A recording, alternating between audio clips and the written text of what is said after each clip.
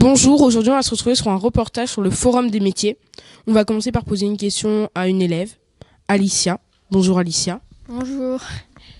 Alors, qu'est-ce que c'est déjà le Forum des métiers? Le Forum des métiers, c'est pour trouver notre orientation pour plus tard et nous aider à trouver des métiers qui nous plairaient pour notre avenir.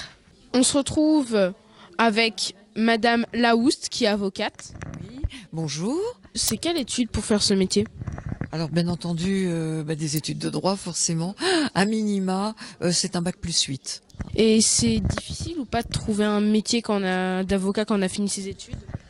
Alors quand on a fini les études, donc lorsque l'on a réussi le concours d'avocat, en général, donc on rentre dans un cabinet, on est collaborateur parce qu'il faut faire ses armes, il faut apprendre, je dirais, à exercer son métier, et ensuite, bien soit on crée son propre cabinet, ou alors on entre dans un cabinet où on peut devenir associé. Également, on peut être avocat salarié dans un cabinet, c'est tout à fait possible. Bonjour Robin. Bonjour. Donc Robin, il vient de rencontrer l'avocate. Et donc, Robin, qu'est-ce qui t'a intéressé dans son métier? Qu'est-ce que tu as retenu? En gros, c'est intéressant parce que on rencontre son client, il faut des bonnes qualités et puis ça a l'air intéressant parce que ça m'attire ce métier. D'accord. Et est-ce qu'il y a d'autres métiers que tu as vus ou il y a d'autres métiers que tu veux voir? J'aimerais bien aller voir les trucs sur la radio, le cinéma, tout ça. Et le journalisme un peu.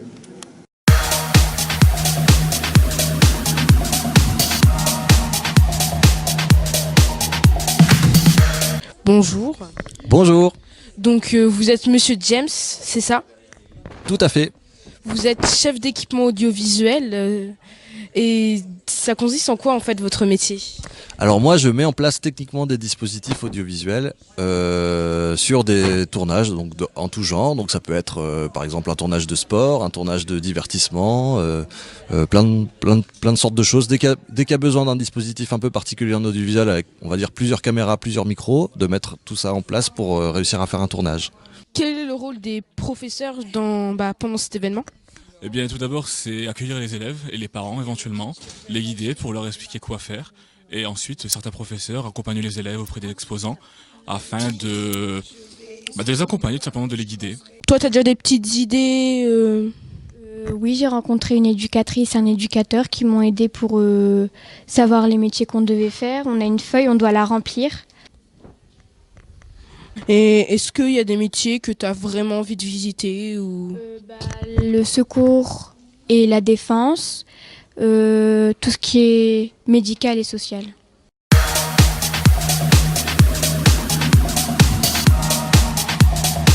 Je me présente, adjudant-chef Lannoy du Centre d'information de recrutement de la gendarmerie de Lille.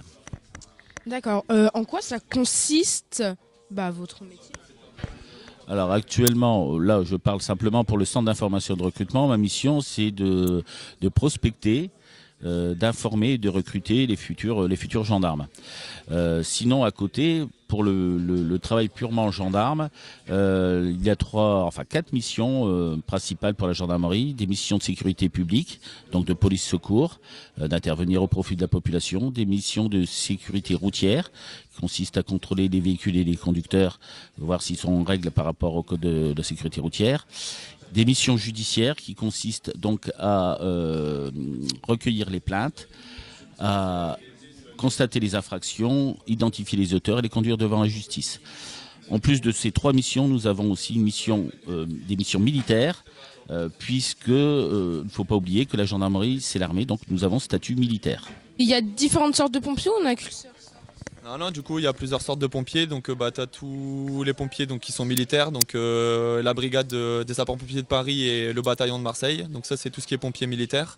Après il y a aussi des pompiers sur les navires, donc les marins, pompiers, tout ça. Après on a également les pompiers professionnels qui font 20% de la France et 80% de pompiers volontaires en plus. D'accord. Et du coup, vous êtes dans quel secteur ? Nous ici pour Saint-André, pour la ville de Saint-André, c'est des pompiers volontaires. Donc on fait partie des 80% de pompiers volontaires. Et moi en plus je suis également pompier professionnel donc à Villeneuve-d'Ascq. Bonjour Juliette. J'ai entendu dire que tu avais vu le gardien de la paix. Qu'est-ce qu'il t'a dit à peu près? Il nous a parlé de son métier en général, de tous les grades qui pouvaient être possibles d'intégrer, de ses études, de ce qui touchait aussi et de la différence avec les gendarmes. D'accord. Et est-ce que ça t'a intéressé? Ça t'a donné envie de devenir gardien de la paix? Bah, j'en sais plus. Après, le devenir, pas forcément. Mais ça m'a donné certaines informations que je n'avais pas avant. D'accord. Est-ce que tu as vu d'autres métiers? Est-ce que tu as une idée des métiers que tu veux voir, une idée de ce que tu veux faire plus tard? Oui, j'aimerais bien travailler avec les animaux ou alors dans l'enseignement.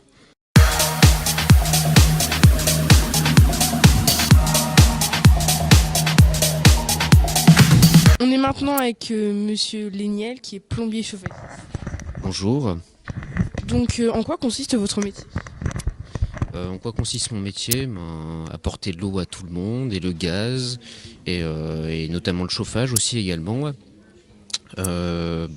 Après apporter des conseils, des solutions aux gens et notamment faire le boulot quoi. Après tout dépend ce que veulent les gens. Henri, t'as visité quoi t'as vu quoi comme métier ce matin? J'ai vu architecte, plombier, chef d'entreprise et de projet et gestion d'assurance. D'accord. Et ça t'a intéressé? Est-ce qu'il y en a un qui t'a plus intéressé ou est-ce qu'il y en a que t'as pas eu le temps de faire? J'ai vu tout ce que je voulais voir. On se retrouve avec Madame Oisiz, qui est psychologue de l'éducation nationale. Bonjour. Comment est-ce qu'on fait pour devenir psychologue si on est collégien? Alors, donc, il faut avoir, dans un premier temps, un bac+5, donc c'est-à-dire un master 2 en psychologie.